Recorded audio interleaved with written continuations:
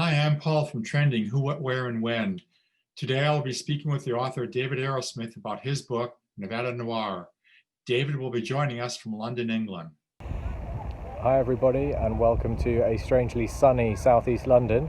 I've come up to the top of the hill near where I live here in East Dulwich, to the Horniman Museum and Gardens, to give you a little bit of a view there in the background of the city of London, the Shard, some of the other iconic buildings there way in the background.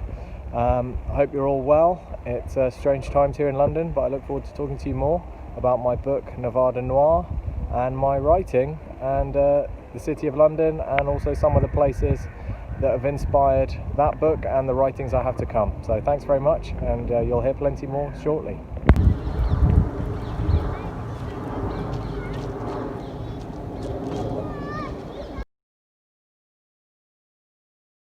I'll begin by asking you to tell our followers about your favorite spots in and around London where you would take your family and friends when they come to visit. Yeah, absolutely. Unfortunately, there's not a lot of it going on at the moment, given the world situation, but London's obviously a great city, a very international city. We're very lucky to live here, and we do love showing people around. I think one of my favourite spots, and it's perhaps not the most original, but I think even as a Londoner, you enjoy going there, which I think is a good sign. It's not just somewhere to take sort of people on a tourist trip. It's actually somewhere that we like to go as a family, is the South Bank of the River Thames. I shared with you a few pictures of a recent trip that my wife and I took there with our little 2-year-old daughter, because the Tate Modern is still open at the moment, the Modern Art Museum there, which is a fantastic building at Bankside, and you can go and you can walk around, and actually it's sort of big and spacious enough that we could even enjoy it with our daughter, and then have a beer afterwards. So we love to go down to the South Bank. There's always something going on there. It's very cultural. There's lots of artistic endeavors going on there. There's lots, if you're into your food, the Christmas market is fantastic. You're close to Borough Market, which is a great place to take people and go and buy different delicacies and bits of fresh food and freshly cooked food. And you can see a lot of the sites down there that are the sort of slightly more touristy sites, but you have to remind yourself as a Londoner how lucky you are to have those on your doorstep. You've got Tower Bridge, you've got the rebuilt Shakespeare's Globe Theatre, the London Eye, the big HMS Belfast battleship that you can visit, which is a museum now. And lots of other places that the BFI, the British Film Institute, and the National Theatre are down there. So, you could spend a whole day, a whole weekend, a whole week almost exploring there, going to the theatre, going to the cinema, eating, drinking, shopping. So that's a particular favourite. And then we like to show people around where we live as well. I mean, especially in the last couple of years since we became parents, it's a little bit easier to entertain people closer to home than it is to travel into central London. And London's one of those big cities where, you kind of have your little villagey kind of areas within London that have a lot of what you might want and need. And those are the kind of places that we've always chosen to try and live in. So at the moment we live in southeast London in a place called East Dulwich, which is a beautiful little part of South London, very green, lots of parks and trees and open spaces, and a real villagey feel. We've got a lovely high street with a butcher and a cheesemonger and grocers and an independent cinema and everything you need kind of on your doorstep. Lots of independent restaurants and pubs and shops. So I really like taking people around there, to be honest. Go to the Saturday market, get a burrito, have a nice locally roasted coffee, go to a bookshop, go to an art gallery. So we're very lucky to have that here. We've also got just up the road the Horniman Museum and Gardens, which is a lovely place again to go as a family. You've got lots of cultural kind of displays there, historical and modern day human history, but also a collection of very interesting collection of animals, animal models, and also the original collected stuffed animals that formed the beginning of the collection, which is very much of its time, but very interesting, and lots of space there to enjoy as a family. And yeah, we're very close to Peckham as well, which some of your viewers may have heard of. It's a part of London that sort of has had a different reputation for a long time, and then over the last few years has really kind of evolved and has become sort of very trendy, for better or worse. There's always you know, two sides of the sort of gentrification story, I suppose, but it's certainly a really vibrant, interesting place with lots of independent business, local business, kind of lots of artists. It's got a big student population there as well. So there's lots of new little restaurants opening up, and bars and rooftop bars and things like that. So that's a really fun part of London to go. If you want to go and have a nice bite to eat, and then go out for a few drinks, and maybe even stay out a bit later into the evening. And then we also lived for quite some time up in North London, in a part of London called Angel, which has also become, I think, a very popular part of London for people to visit. And you know, for obvious reasons, it's got everything you need really in kind of one lovely space. So you've got bars and restaurants and galleries and nightclubs and live music venues and all those kind of things that are fun to enjoy whether you live there or whether you're visiting, and lots of my favorite pubs and restaurants. As you can probably tell from my suggestions, my wife and I are quite fans of going out for something nice to eat or something nice to drink, and Angel is also a really good spot for that. So I think those three spots, one north, one south and one central, be really good places to take anyone. Okay, perfect. You also mentioned on here you had spent quite a bit of time living in Hong Kong. That's right. Yes, when I finished at school, when I was 18, 19 years old, before I went on to university, I took a year to go and live in Hong Kong.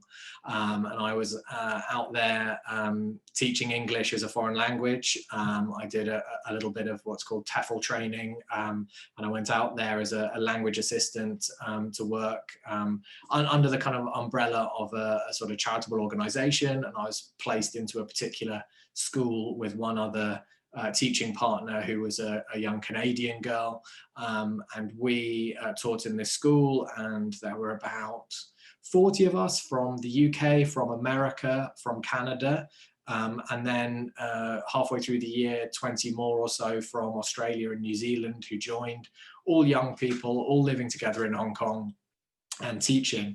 And it was so much fun and so interesting. And I've never had the chance to really go back properly. And that was in 1998, 1999, which was a year after the UK had handed back Hong Kong to the Chinese authorities. And obviously a lot's changed since then, and a lot's going on as we speak. But when I was there, it was fantastic, a fantastic experience. And I'd love to go back and explore it myself properly. And all the places that I remember, you know, I'd like to go back and I'd like to take someone to see, because there's so much there, and it's such an interesting combination of old and new, east and west, rich and poor, night and day, city and country. It really is kind of, and it's a tiny, tiny space, but it crams so much in. So I think probably most people watching this video will think of Hong Kong as being the high rises and the high-end shops, and you know, the glitz and the money, and those designer brands and the fast cars and all that kind of stuff. But what I thought was really interesting, and what I think is something that I'd want people to know more about in terms of Hong Kong, is the other side of it. Really is the wilderness, the kind of the outdoors and nature aspect of it, which I think when you're living there for any stretch of time becomes vital, because it is so densely populated and busy and urban for the most part, that you really relish the opportunity to escape from that. And so, you know, when I was there, really loved going to Llama Island and Lantau Island, both very accessible from kind of Kowloon or the island, Hong Kong Island. You can take a ferry to Llama Island, and you can take a ferry to one village, and then you can kind of hike across the island and take a ferry back from the other one, which is a really lovely thing to do. And on Lantau you can go, and that's where you can see the giant Buddha statue at Polin Monastery, which I think everyone should do if they have the chance. And then there's so many other places there that I think people can hopefully explore while there's still time, while there's still a chance. Places like Tai Fishing Village and Sai Kung, and some of the beaches, Repulse Bay and Shek O, that are sort of beautiful, and some of them are still just about preserved as kind of almost historic traditional fishing villages, and that's really nice to see. And then I think the other thing that I do personally, just because of the connection for myself, would be to go up to a place that a lot of people do go to see, which is Wong Tai Sin Temple, which is a huge temple that's very interesting, and you can go in and kind of experience the temple. But also because that is just around the corner from where I taught, from the school at which I taught, which was called Heapwell College. So I used to go past that temple every day on the bus in the morning and in the evening on the way home. And so from there we could go to see the school where I taught at, and go to the little shopping centre there and go and have some noodles in one of the back streets. Sounds like a good experience. It really was. It was very formative for me, I think. I went there as, a young man, a boy really, and perhaps came out of it more of a man. And it was so different. And it was, rather than just being 3 months or something, it was 10 months basically, which is really long enough to live somewhere and get under the skin of it and kind of feel like you're part of that world. So no, it was fantastic. And like I say, I've never really had the chance to go back and do it again properly. And I'd really like to do that because it was very formative. Okay.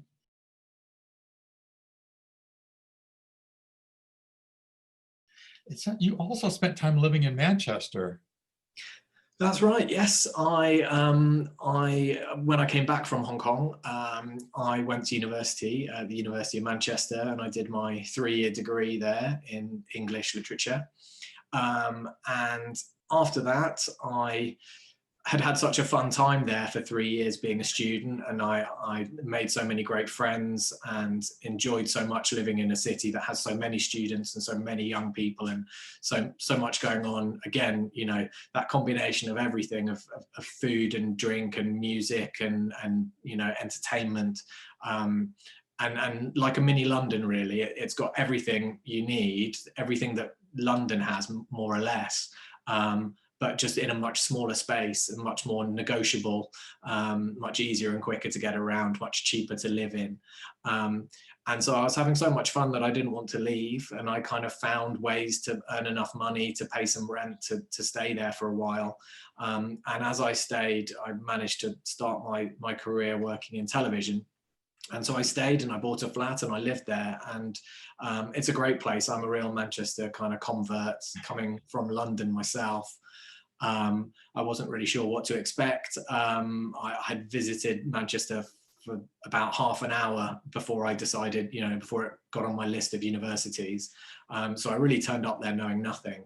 And I stayed there for 10 years. And I only came back to London because when the global recession hit, it impacted the television and media industry hard, like it did almost every industry. And in Manchester, that meant a lot of those businesses closed down or closed their Manchester offices. And so I came back to London for work, but not because I wanted to leave that city. And so, yeah, for Manchester, there's so much to see and do. It's been a few years since I lived there, but I've been back up to visit friends, and it's evolving all the time. And even while I was there, different areas would sprout up that would become new and trendy and exciting. And that's where all the coolest new bars and restaurants would be. And there'd be queues around the block to get into the new nightclub. And then a year or two later, it would be another place and another place. And when I started, it was Canal Street, which is kind of the famous gay district of Manchester, where they had lots of good bars and clubs, both for the gay community, but also for the straight and the student community. And Deansgate, which is the main shopping street, also has lots of great shops, but also restaurants and bars and nightclubs. And then other areas kind of sprouted up as different parts of the industry kind of got stronger. Deansgate locks, Castlefield, spinning fields, all have their own kind of little flavour of what they offer. It's got a great Chinatown. I used to love going to the Chinatown in Manchester. I think it's one of the biggest Chinese communities in the UK, and one of the biggest Chinatowns around. And it's got a fantastic selection of Chinese restaurants there, and little mini markets and supermarkets and shops. And it's got great shopping in Manchester. It's one thing that people in Manchester do love to do, is go and do their shopping and go and buy everything from kind of cheap and cheerful things to really high-end designer brands.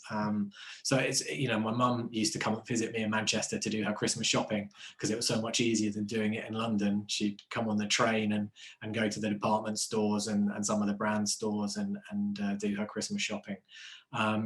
So yeah, central Manchester is a great place to visit. And then I would also take people, I think, to some of the other parts of Manchester that you wouldn't necessarily know about or go to if you didn't live there or didn't know a bit more about Manchester. You might just go to the centre. There's a lot there.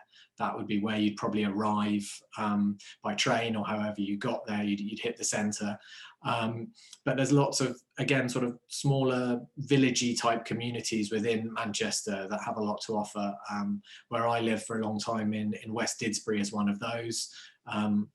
Restaurants, pubs, bars, little boutique shops, parks, lots of lovely things to go and spend a day or an evening enjoying. Similarly, Didsbury Village and East Didsbury and Chorlton, all in that kind of southern Manchester area. Lovely places to live, but also lovely places to visit. Like I say, some of the best restaurants and places to go and have a nice pint of beer or a nice glass of wine down there. Wow, okay. That sounds really like a beautiful place to live.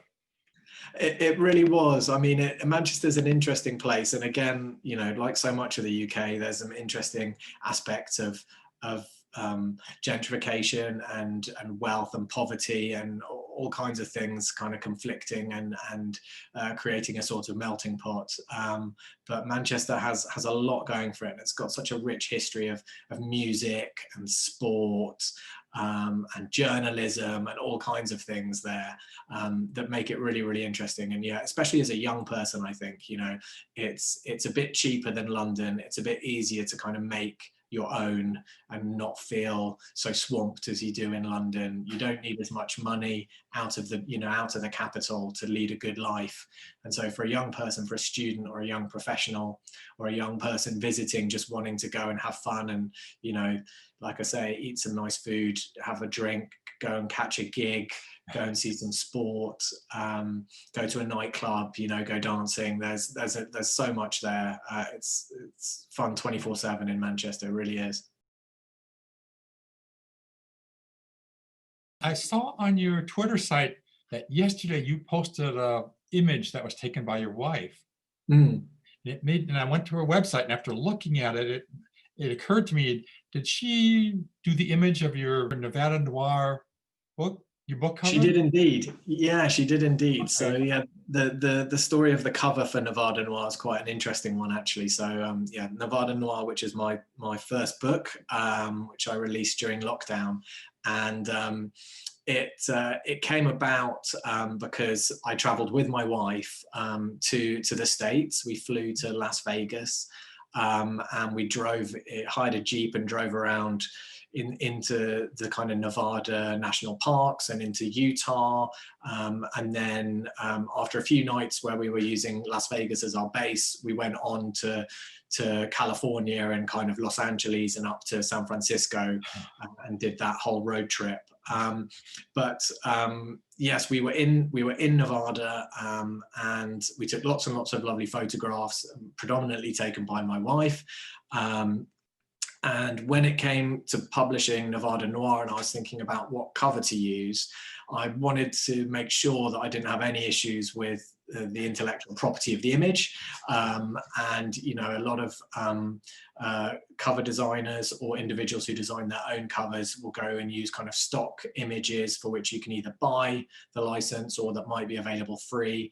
But rather than do that, I thought, well, you know what, this was inspired by a real trip, and we have actual photographs from this real trip. And so, yes, I used a picture that my wife had taken and kind of just cropped it and edited it to make the cover. And yes, I'm very lucky. My wife is a professional photographer. She predominantly does documentary family photography here in London. So she'll go and spend 1, 2, 3, 4 hours with a family and take photographs of them at home, in the garden, going to the park, having lunch, having dinner, bath time, all those kind of things. And she takes fantastic pictures. I'm sure I would say that, but that's an interesting service. I'm not familiar with that. So she would spend like half a day with them and just go through their day and take pictures of all the different things they're doing.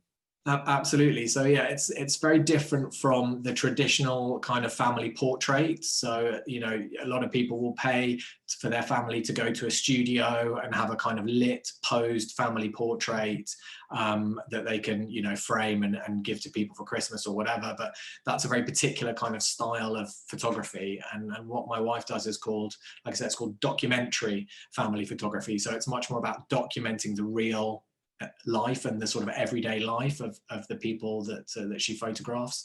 So you get very kind of beautiful, unposed, intimate images that are kind of the opposite of the more formal posed photograph. It's kind of warts and all, it's laughter and tears and, you know, messiness and all the things that are real life, especially, you know, as a parent, you kind of get to realize that is real life. It's messy and it's noisy and it's chaotic. And I think her photos kind of reflect that in a really like lovely, beautiful way.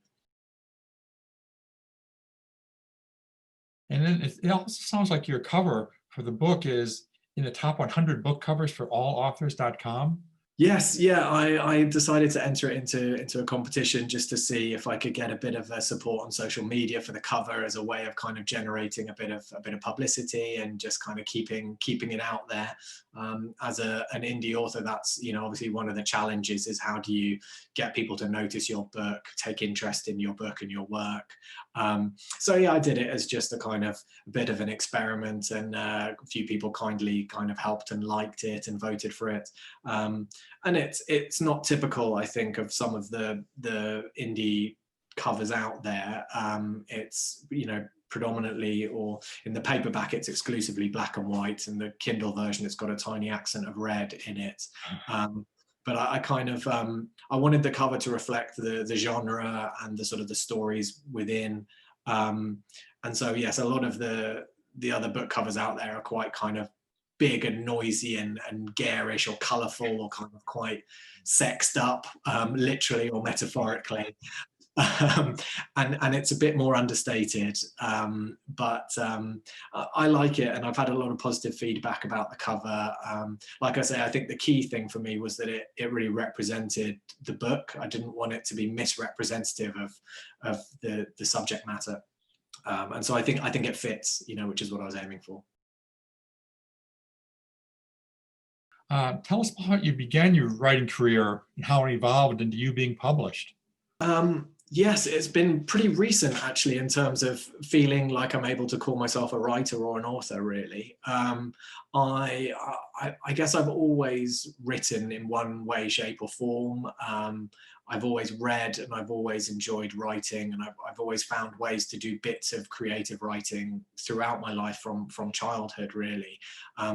But never until a couple of years ago had I kind of really sat down and made a conscious effort to see a piece of creative writing all the way through. I'd had scraps of ideas and notepads with paragraphs and pages and titles and things kind of jotted down, and clippings from newspapers and all that kind of stuff. But I'd never quite buckled down and knuckled down and kind of completed something as pure fiction. And then I had this holiday with my wife where we went to Nevada and like I say, to Utah and parts of California. And I don't think I realized at the time, I mean, we had a fantastic trip and we loved it. But I don't think I realized at the time that it had any particular special influence on me. And that was in October 2016. And then almost exactly a year later, I was just at home here in London, and I woke up, as sometimes does happen, I woke up with an idea in my head and a sort of image in my mind's eye. But this one was particularly kind of powerful and emotive for some reason. And it was of this old man in this tin shack as a storm breaks over this kind of dusty landscape. And in my head, I kind of immediately associated that with Nevada and some of the landscapes that we'd seen in and around Las Vegas and in Nevada and Utah. And it was such a powerful image that I kind of felt compelled, again, as I sometimes do, to get it out of my mind and into words.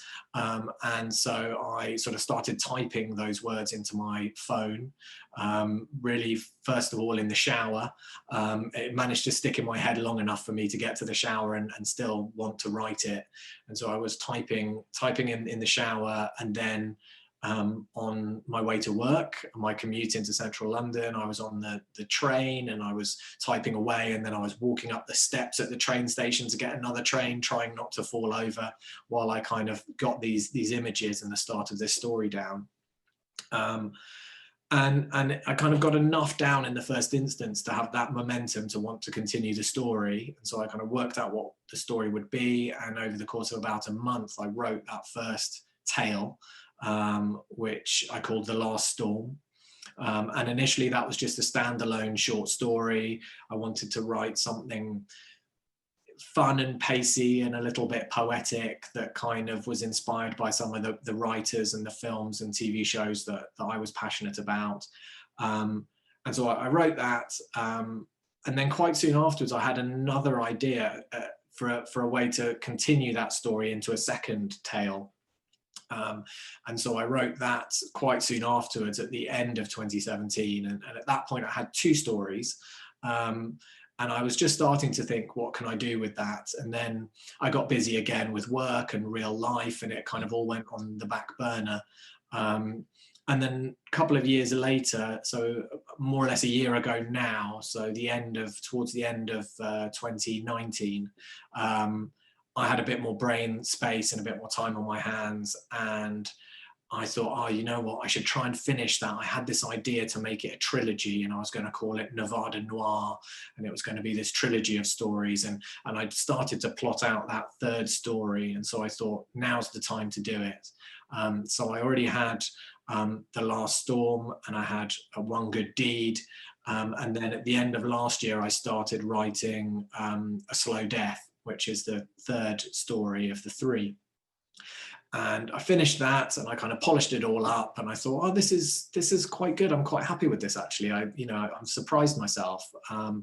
And I started to sort of put it out there and see if there was an agent or a publisher who might, be interested. And I kind of realized that because of what it is, it's not a novel. In a way, it's not even really a collection of short stories. It's kind of a novelette with three intertwined tales. And that's not the most marketable thing. And that's not something really that pings on the radar of serious players in the publishing industry, because it's not really marketable in that sense to them. So when I realized that, I thought I might just have to do something a bit different with this. And just as I came to that realization, really, lockdown happened here in the UK. The COVID-19 coronavirus sort of pandemic hit, and life for everyone changed. And as a result, I kind of took it as a positive creative spur, really. And I just thought, what, this is the time to do it. Why not? Why not do this now? Give people out there something to read if they're so minded, give myself, something to do. So I embarked on that self-publishing journey of formatting and creating the cover and putting it out there, and then learning that I hadn't done any of the things that you're supposed to do before you do that, like any kind of advanced marketing, building any kind of a presence. I just thought, you know what, I'll chuck it out into the world because I just want to find out if anyone likes it. You know, does anyone like reading what I write? And so I didn't do it as a launch of my career, really. But in hindsight, that was what it was, and perhaps I could have done more to start that process. But really, I'm thrilled with how it's gone. It's been a really positive experience, and I'm now writing lots of other things, and I've got a whole kind of plan for my writing schedule of what I want to get written and get out there, and my approach to all of that. So yeah, it's been exciting and interesting and challenging, a big learning curve, but it's such a thrill, you know, just to hear any feedback from people who've read the book and have something nice to say. You know, I can't think of anything really creatively more fulfilling than having someone say, "Wow, I read this, it was great." You know, what are you writing next? When can I read something that you've written? You know. Well, I very much enjoyed reading your book. Congratulations on the 4.7 stars on Amazon Book Reviews. Thank you. Your readers' reviews are amazingly positive and very interesting. You have a following that is both well-read and well-spoken. I was really impressed reading the reviews. You've got the best reviews of any book I think I've ever read. Thank you. Yes, I think you're right. I mean, the reviews are tremendously kind of insightful and well written. And like you say, you can tell that these are very literate people who've read broadly, and who I think have engaged with it at a level and on a level that is, you know, that's really thrilling for me, I think, to see that people have kind of really got me and got where I'm coming from. And I think you can experience it on lots of different levels, and I don't think you have to come into it with any kind of prior knowledge of genre or of anything, really. You can just enjoy it as hopefully a kind of pacey, atmospheric, slightly poetic, but hopefully quite action-packed and you know, character-driven trio of stories. But yeah, it's been really great to see the kind of the effort that people have put into their reviews. Actually, it's, you know, again, like I say, it's one thing for someone to give it 4 or 5 stars, which is amazing. It's a whole nother thing for them to write, you know, several sentences, several paragraphs detailing what they got out of it and how they interpreted it and the influences that they saw in it. And some of them were conscious on my part, I think, and they spotted those. And some of them, I think, were subconscious or even, you know, perhaps weren't at all part of the influences that I was imagining. And then when I saw them refer to those things, I thought, you're right, you know, you're right. I hadn't thought of it like that, but it is a bit like that. It does have the flavor of that other writer or that TV show or that film. And that's something I'm very influenced by, is all kinds of kind of creative media. The books that I've read, but also the films that I've watched, the TV shows that I enjoy, the music that I listen to, even down to kind of the video games that I might play. I'm of that generation, just have been fully immersed in kind of every aspect of popular culture. Sort of modern popular culture. And so, yeah, I kind of draw on all of those things. And I love seeing that readers and reviewers have picked up on some of those. Has being a TV executive with nearly 20 years experience creating award-winning factual television helped you become an author? Yeah, good question. Good question. I think most people would assume yes. I think there's 2 parts to that answer. I mean, I think yes, in as much as what I do in my day job keeps my kind of brain focused and creative.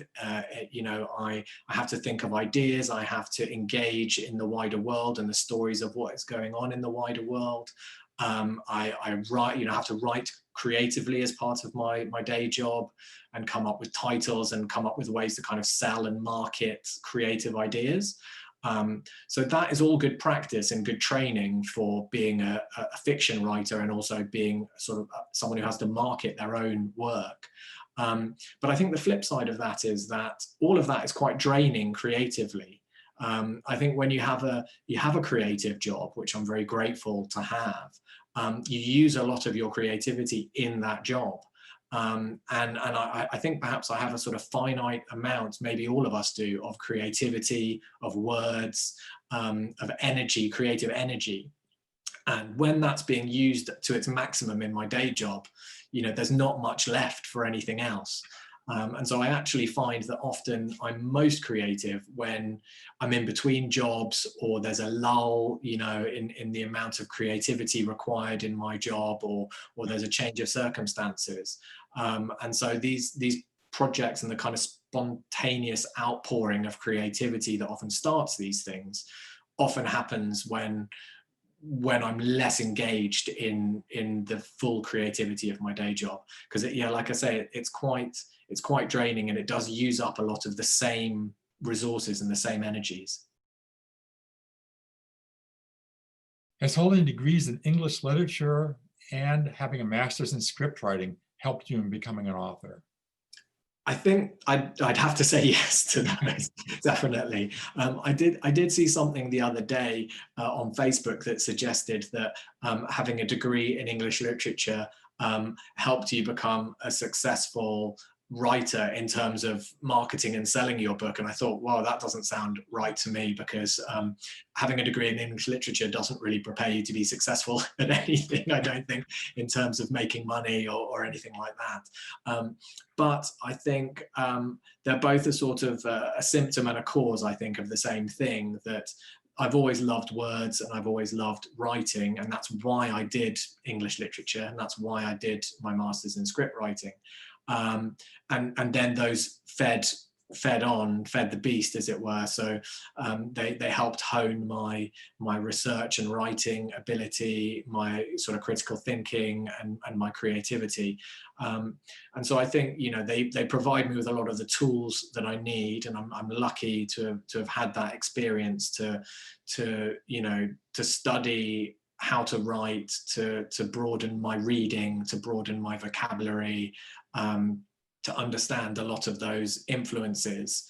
So I think it also gives me a confidence, I think, in my writing and in my understanding all of that experience that I don't take for granted. And I know a lot of other both successful and unknown authors and writers out there might have to fight against, really. Is not having had that background and that experience. And people have fantastic stories and perhaps don't always have the confidence of how to write it or how to get it out there. And I'm lucky that I don't think I'm held back by any of that. I have the confidence from that background.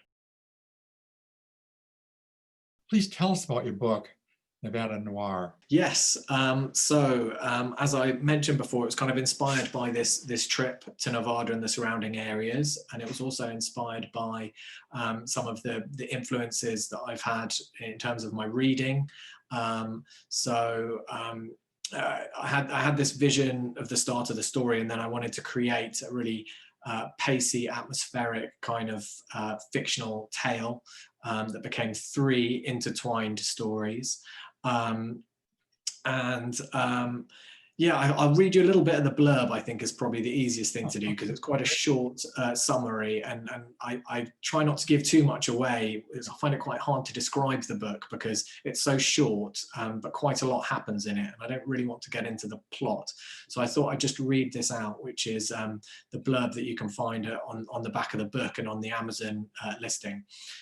So it's a dark, atmospheric trilogy of intertwined tales of greed and temptation in the Nevada Badlands. And it's 3 dark and brooding short stories set in and around the US state of Nevada, in which a cast of disparate characters struggle with greed and temptation and the cursed lure of easy money. An old man goes in search of his son in the aftermath of a terrible storm. A couple, down on their luck, make a life-changing discovery, and an ex-cop has one last impossible decision to make. Like I say, I don't like to give too much away. I'd rather people sort of get a sense of the tone and the taste and are hopefully tempted into trying it. I tend to kind of refer more to the things that influence me, kind of to give an idea of the tone and feel of it. So I kind of wanted it to be a fusion of the people that I love, from writers like Cormac McCarthy, Elmore Leonard, James Ellroy, Raymond Chandler, Chester Himes, Martin Cruz Smith, Philip Carre, lots of great kind of fiction writers, Gabriel Garcia Marquez, Don DeLillo, Michael Ondaatje, but also something that, you know, is kind of influenced by my love of the West, the sort of the Old West and the New West, the American Wild West, whether it's neo-Westerns like Hell or High Water, or the more traditional American Western or spaghetti Western, films like Paris, Texas, Pulp Fiction, True Romance, Fargo, the music of people like Johnny Cash, Bob Dylan, Neil Young. It's that kind of Americana, that kind of pulp Americana, West, Wild West fusion and sort of hybrid, with a little bit of poetry in terms of the language. You know, I wanted to create a very three-dimensional, living, breathing world to populate with these characters.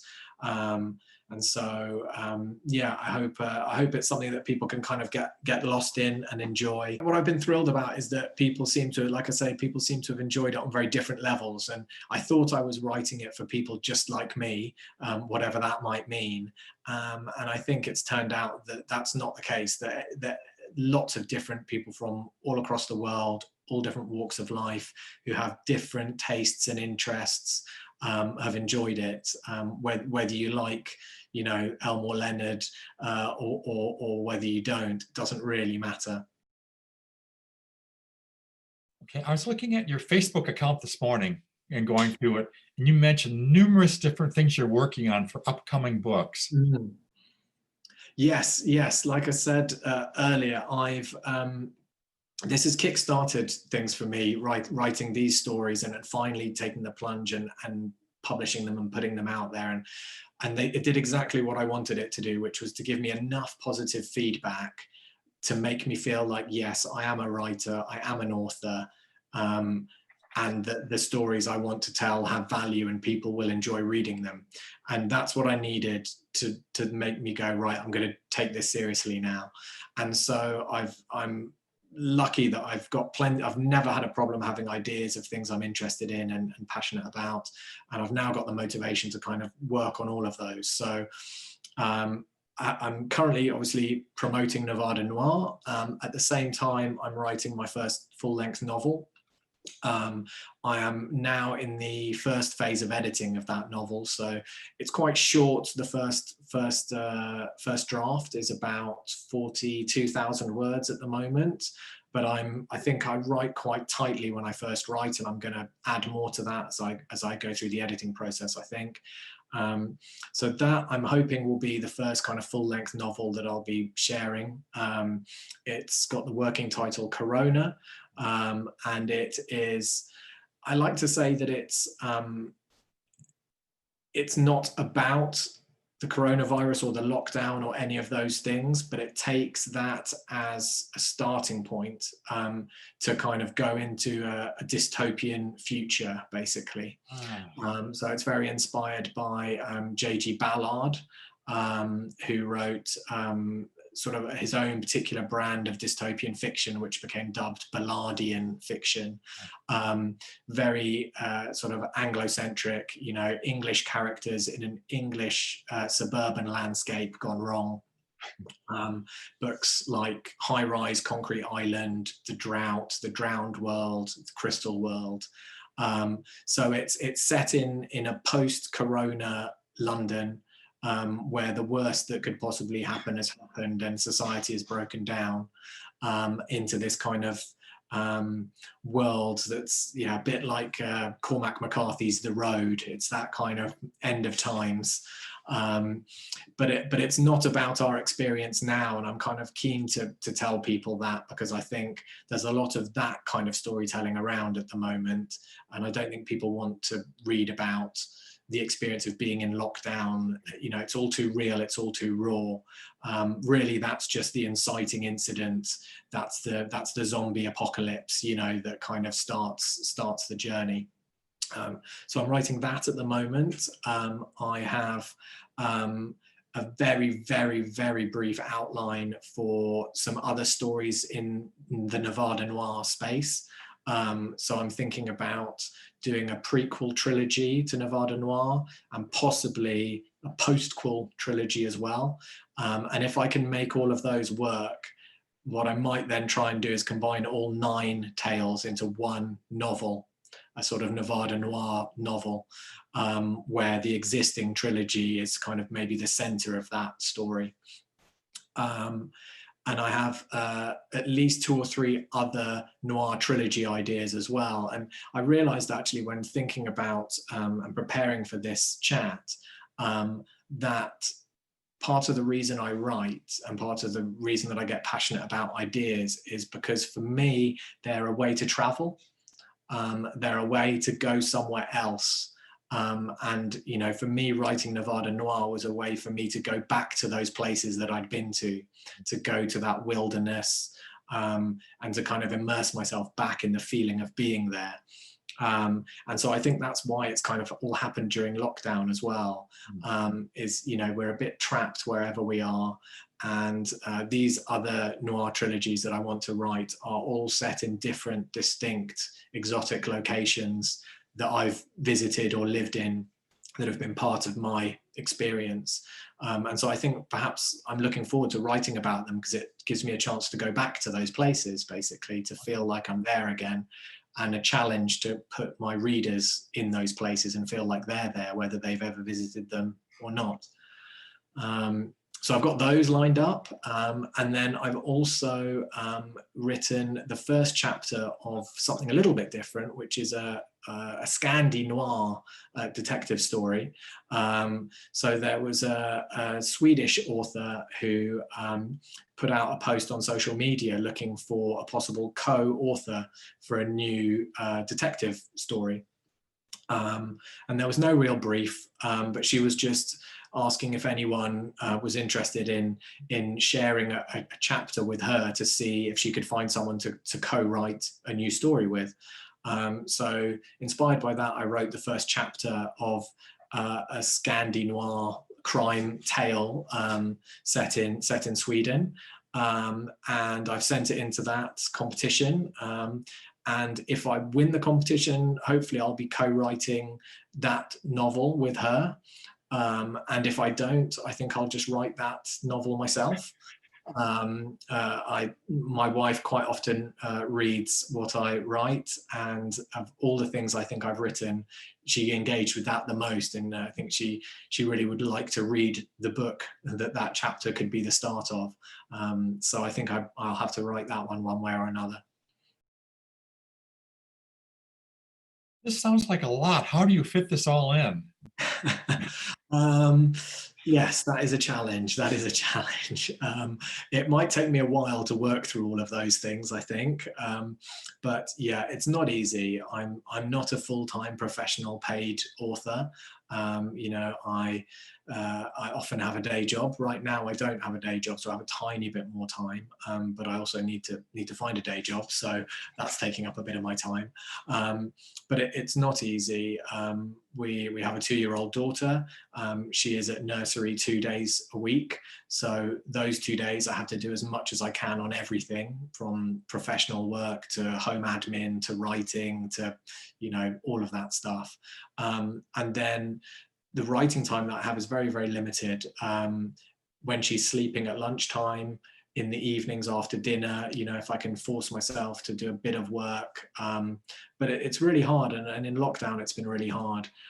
So it might take me a while. It's definitely not easy. I would like more space, physical space, to have a bit of privacy. As you've seen earlier in this interview, we don't have a lot of privacy at home, so it's not really possible to close the door and just get on with your writing. So when you're at home, with a toddler, and there, you can't just go upstairs and close the door in your office. It does make it almost impossible. But that feeling that I want to write and that I've got people who would like to read what I'm writing does motivate me and kind of pushes me to make an effort to do it in every little, fragment of time that I can carve out. So yes, I'm sure there'll be people listening to this who know exactly what I mean when it comes to juggling everything, especially during lockdown and the constraints that that's put on all of us, both creatively but also professionally and domestically. It's a unique challenge, I think, at the moment. And yes, I'd love to have more time and more space and more energy, as we all would, I think, for these things. But I'll get it done. Please share with us any advice you would have for new writers. Yes, gosh. I'm loath to share too much because I'm not an expert. I think there'll be people watching this who probably know at least as much, if not a lot more than me. But I think there's two main things that I feel I've learned in my experience. One, I think that, again, they're two halves of the same coin. They're a positive and a negative from the same kind of action plan. So the first part is to just do it. I think that's why I'm here talking to you today, is because I just decided, you know what, I'm going to write that story, I'm going to finish that story, I'm going to publish it, I'm just going to do it, I'm not going to wait, I'm not going to come up with excuses, and that's so easy to do, and as I say, in the current situation, it's even easier to do, I think, to just go, oh, it's too difficult, I'm too tired, I'm too busy, it's too complicated. If you have a story and you're passionate about it, write it. And if you want to share it with the world, you can do now. You can go the traditional way, or if you're like me and you get a bit impatient, you can just put it out there yourself. So I would say, on the writing side, just do it. If that's what you want to do, just start writing, and just see what happens, and don't beat yourself up over it and don't agonize over it. Just do it. Like I say, the flip side of that is I did just do it, and then I did, in the end, decide to just press send and press publish. And that was slightly impulsive. I think I decided I'm probably not going to get a big publishing, contract out of this project, so I might as well do it myself. But then I just immediately did it myself without kind of thinking much more about it. I did a tiny bit of research into what platform I could use, and then I just decided to just go for it. And I think I've just about got away with it, but I think other people have put a lot more time and effort and energy into building a presence and a platform. And so I think if you're serious about it, as opposed to just writing something and wanting to share it with some friends and family, and it's a nice little thing to do, which is also absolutely fine. But if you're thinking you want to become a serious author and kind of start a career, which is what I'm hoping eventually will come out of this for me, I think it does pay to do a bit more homework beforehand. And I've had to do all of that on the hoof. And so I published my book, and then I realized nobody knew about the book, nobody knew who I was, nobody knew anything, even my friends and family didn't know. So I was immediately playing catch up, and then you realize that there's all these people out there doing the same thing, but they've got email lists and websites, and they've done pre-release promotion and marketing, and they've sold advance copies, and they've had ARC readers and all this kind of stuff, and they've got they've already pre-sold hundreds of copies, and they've already got reviews lined up from day one, and I've had to build up all of that organically, kind of from a standing start, which is really hard work, and I think it's put me in a good position now going forward, but it's meant an awful lot of work for me. But I would say that I don't think I ever would have done it if that's the way I felt I had to do it. I think I would have just gone, that sounds like too much hard work. And what I needed was to put my work out there and have some people say, you know what, I really like this. And then I knew it was worth all the effort. And I think I would have been too scared to put that effort in without knowing that. That's really helpful advice. I think they'll appreciate that. And then finally, I would ask, what's your vision for the future for writers? Yes, I mean, I didn't know, as someone who works in the creative industries and in the media, and you know, who often has meetings with literary agents and with authors, and is probably more exposed to that industry and that world than a lot of people. I was so ignorant of so much of it, and I'm learning so much now about traditional, you know, the traditional publication route, indie publication, self-publication. It seems to me to have changed so much from what used to be called vanity publishing, when, you know, you had to pay thousands of dollars or thousands of pounds to someone to physically print hundreds of copies of your book, and then you just had this cardboard box of books that you couldn't give away, and you know, you just gave to your family for Christmas. And now it's a whole industry. There are hundreds and thousands and millions of authors out there writing, self-publishing, maybe getting a contract with an indie publisher, hoping to get a big contract with a traditional publisher, perhaps. It's changed so much. I mean, who knows which way it's going to go? I think it's fascinating that you can be successful if you do it yourself, but I think it's really, really hard, because you just don't have the marketing and the reach and the spend behind you. You know, you make a better percentage profit on your sales, but they're small sales because you don't have the reach. So I think the future in terms of business, I don't know. For me personally, I'd like to try and go down the traditionally published route if I can. You know, I will happily self-publish again. It's been a great experience, but I'd love to see if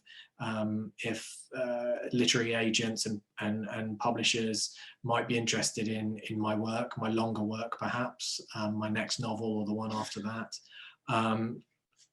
But in terms of the industry and for other writers, I don't know. I think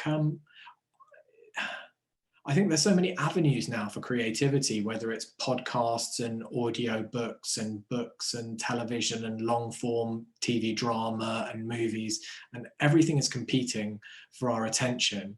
And you know, I don't have a good sense of how much the younger generations are reading these days, actually. I don't know.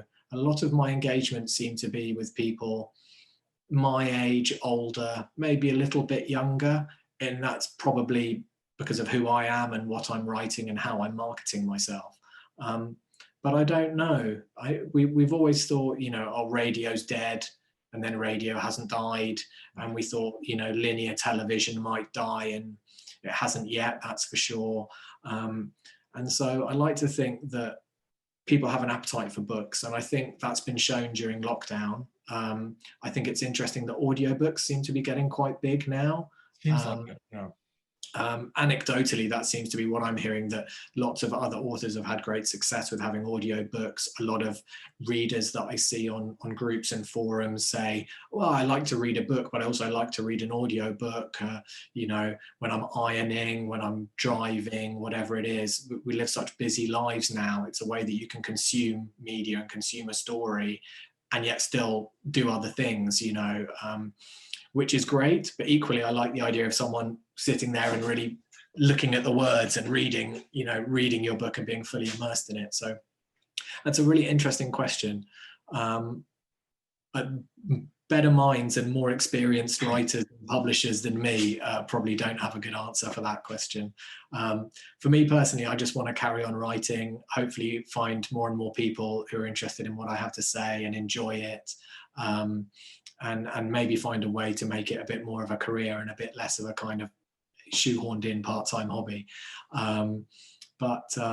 Yeah, I think it's wonderful that there are so many people out there that are passionate about books, about reading, about writing, about supporting that, that side of the creative industries.